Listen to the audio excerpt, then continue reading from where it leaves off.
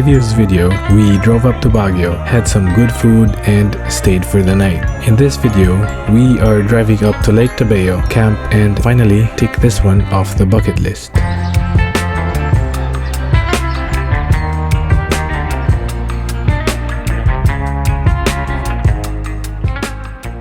This is what adults bring when they travel.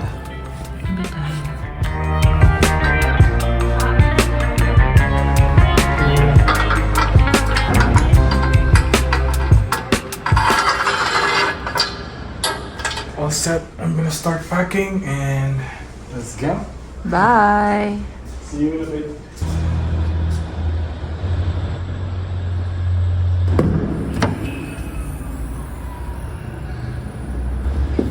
So we're checking out already. Our key is here and we left it open because that's how we found it. So that's it. We're leaving. Thank you. Hi, love. How are you? Everybody all set? Yep. Look at that. Perfect. Yep, this one. Where should this go? So where's the egg? The egg is right here. Okay, nicely tucked. And this is me. Thank you, Mike's friend, Parker, for the power supply. So this is it. I hope I can stand the cold or else tanawan na.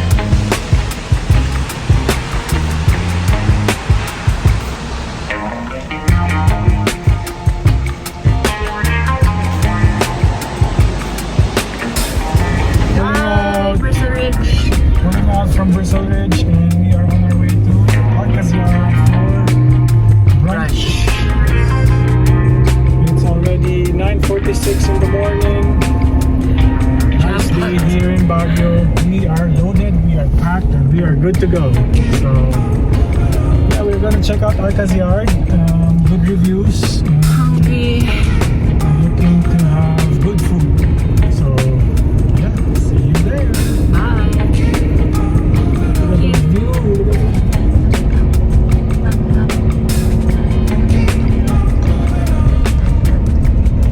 It's closed? It's closed. Go straight, go straight. Why are you closed? Arpenaz Yard. Food looks good. Malangaw lang. Okay. Just had brunch at Corfil. Korean, Filipino something. What's happening? You like vomit? We are just taking a short pause from the drive. Nasusuka si Fern. Check out this view though. I remember passing through here, heading to Mount Pulag. The road is very familiar. Mga stops namin dati on the way to Mount Pulag, very much familiar. Yung kalsada, this section of road na parang viaduct along the river, and this view, these rock formations, very very familiar. So it's nice to be able to drive here with the pocket and my wife, who is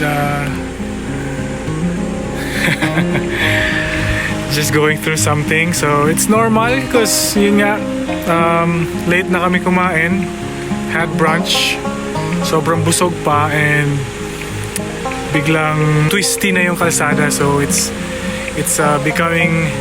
proving to be a challenge for Fern, but we'll get through it, just taking it slow, no rush. Cloud Dam view deck. There's the dam, and there's pocket.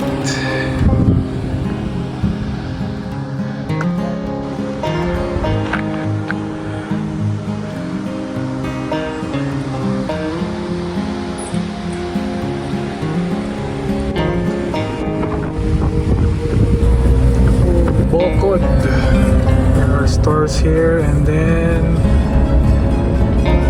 somewhere here. Pulag. way to Mount Pulag, the ranger station. I remember this is the way going to, if you're gonna take the Akiki train and then just go straight, so we're gonna pass through the Akiki ranger station as well.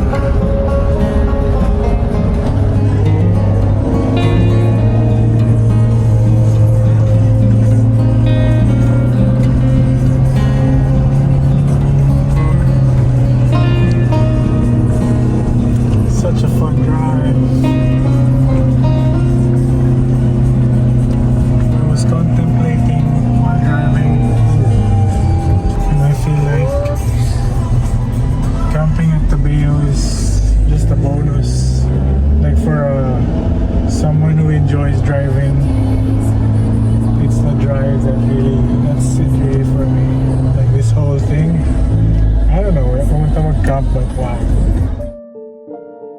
We have arrived at Lake Tabeo. Looks like a good spot.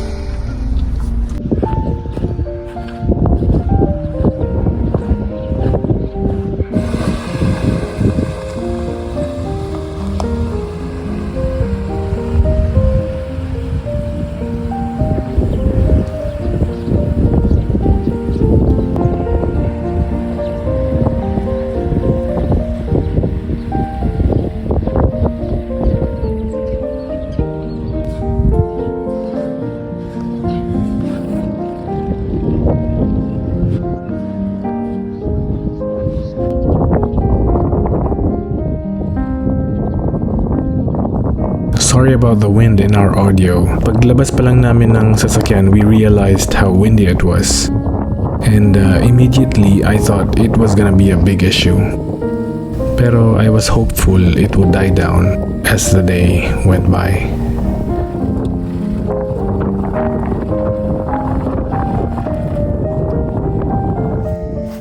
Bringing firewood to our campsite.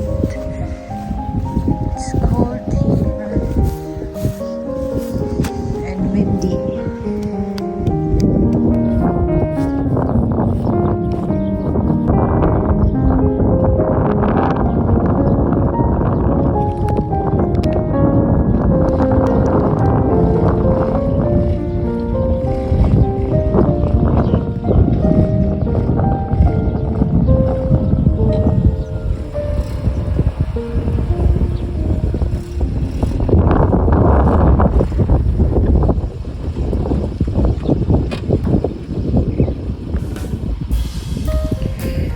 Mike doing his thing while I sit and wait.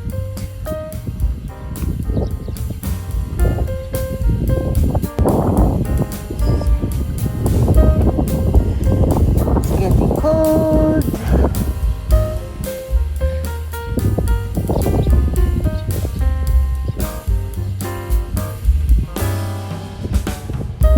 So Mike is doing what he does best.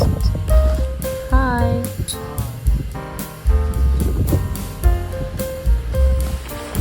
It can really be a challenge to set up your shelter on a windy day like this. In such scenarios, it is important to know which points to anchor first. I previously shared 2 ways on how I set up my tarp. It's about 4 or 5 videos back on my channel. Also, thank you for being here watching this video.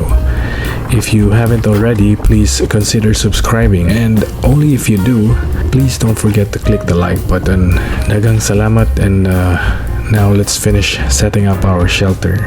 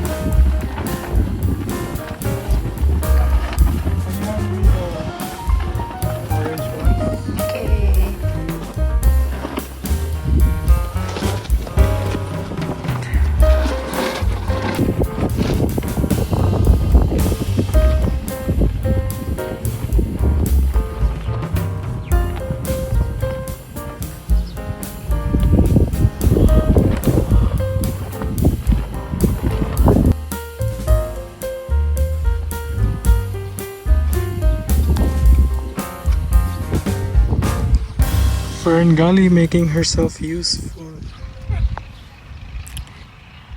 We are now at Lake Tabeo. Look at that view. Wow. How was the drive? So, yun nga, hindi napigilan. When we got here, nag-register lang kami dyan sa DNR. We had to pay $350, $175 per person since it's a weekday. And how much was it? $150 for the LGU per head. So that's a total of $300. We paid $650 total. And kay Ate Jureen, we are gonna pay $500 plus the wood for our campfire later, $150 per bundle. So total of $300.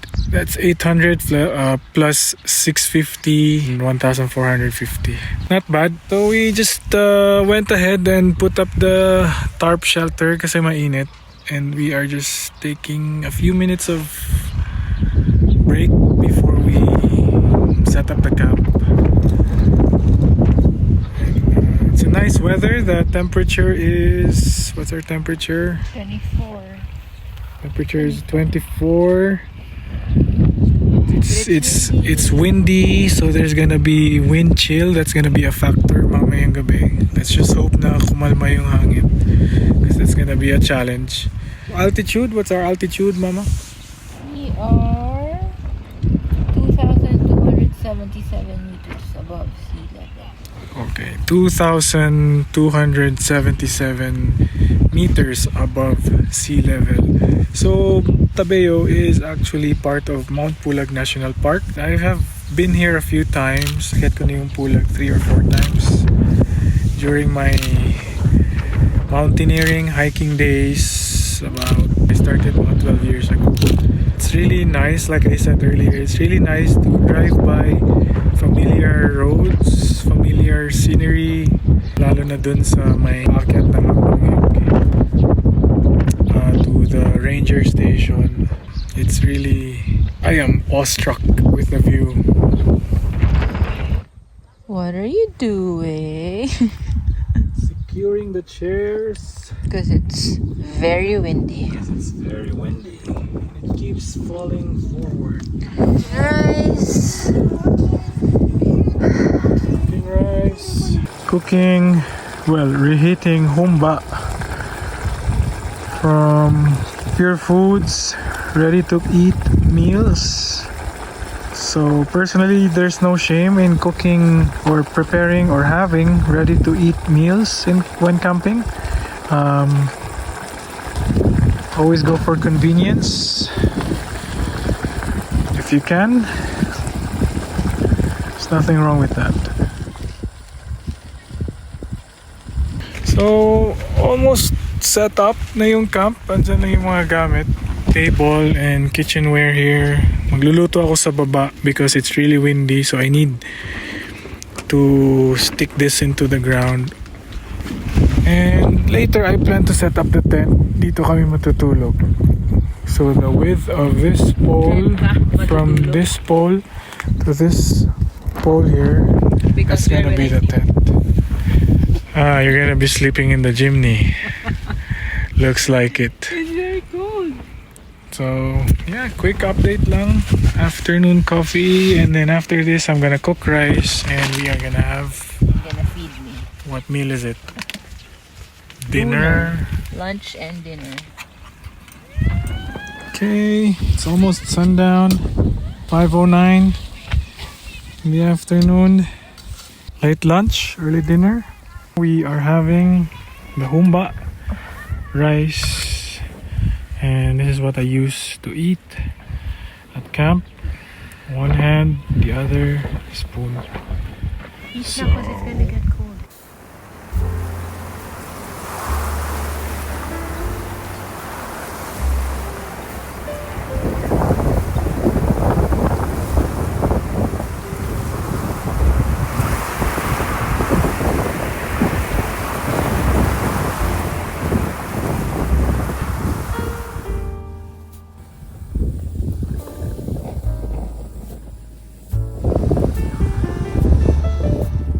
Nice campfire. The camera shooting a time lapse. Jack Coke. Trail mix. The messy table here at camp. This is what it's all about. Just out here, feeling the peace, smelling the scent of the pines. Iba yung amoy pag pine wood yung gamit. Iba talaga. Plus, let me show you the moon. There's the moon. It's about 3-4 days to the actual full moon. Full moon is on Saturday. I'm not sure if makakapag Milky Way ako mamaya. I'm hopeful though. Last chance for me to capture the Milky Way for this lunar cycle would be tomorrow. Hopefully by around 4 a.m., 4:30, nakaset na yung buwan and mataas na yung core ng Milky Way. So for now, let me just enjoy this can of Jack Coke and trail mix. The wife is already sleeping inside the tent. She is going through some altitude sickness. Fern stayed inside the tent for the entire night. I shot a couple of time-lapse clips and just sat by the campfire with a drink in hand as I tended the fire. I barely sleep when I'm camping. I do enjoy staring at the night sky. At around 4 in the morning, I was able to capture a short time-lapse clip of the Milky Way. I tried to fly the drone the next morning, pero masyado pa rin mahangin. For a while, akala ko tatangayin na ng hangin yung Mavic Mini. Good thing I managed and I was able to capture this exact image, which I've had in mind for such a long time.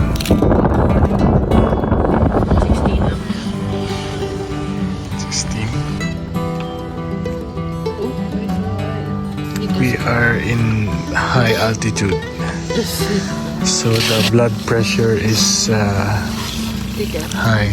Okay, let's get moving. We're just gonna have light breakfast, maybe boiled eggs, bread and coffee, and then we're gonna pack up. So we have decided to camp at Camp Ragsak for tonight para medyo relax naman kasi it's really windy and stayed up late. Well, nahirapan ako makatulog. I kept waking up. Around 3:30, lumabas na ako. What a night. So cold. It was so cold. It was so cold. It was so cold.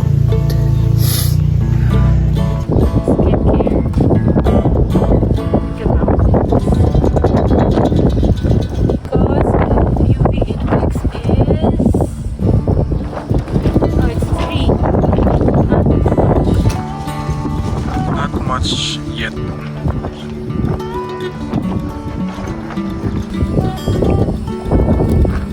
Just hard-boiled eggs for breakfast, bread and coffee.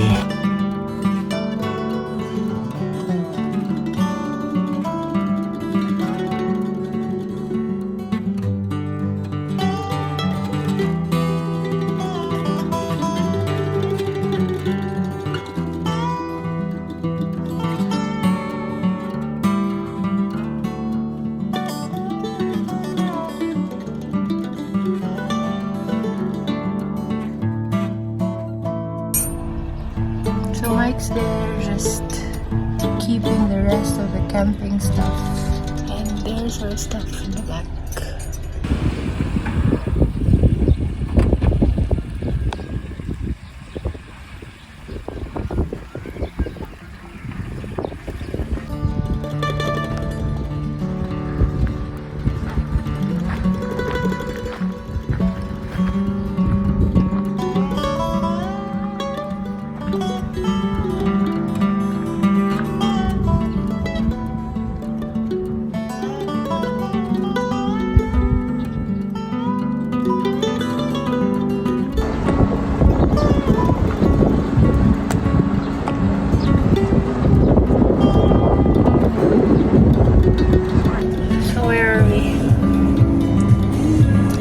We are heading down back to Baguio. We thought we could stay another night, but I can't. because of the Wind chills. So the wind was proving to be a challenge. So we're going with our plan B, which is go back to Baguio and then camp sa Camp Ragsak for our second night. Food supply was still good.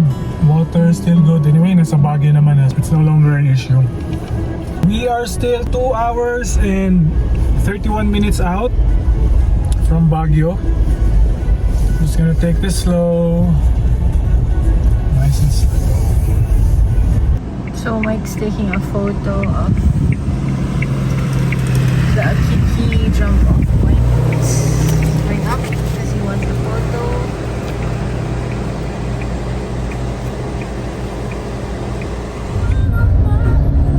Going up, up, up, up.